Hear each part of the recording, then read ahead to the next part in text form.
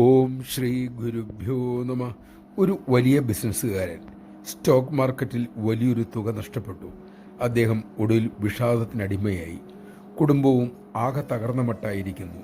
ഒടുവിൽ അദ്ദേഹം അമ്മയ്ക്കരികിലെത്തി സങ്കടമേറ്റു പറഞ്ഞു. അമ്മ അരുളി, മോനെ, പണമല്ല പ്രശ്നം, പണത്തോടുള്ള ബുദ്ധിപരമല്ലാത്ത ബന്ധമാണ് നിന്റെ വിഷാദ കാരണം. പണം ബുദ്ധിപൂർവ്വം കൈകാര്യം ചെയ്യണം. പണത്തോട് ഒരിക്കലും ഒട്ടലുണ്ടാകരുത്. സ്റ്റോക്ക് മാർക്കറ്റിൽ പണമിറക്കുന്നത് കൈവിട്ട കളിയല്ലേ മക്കളെ?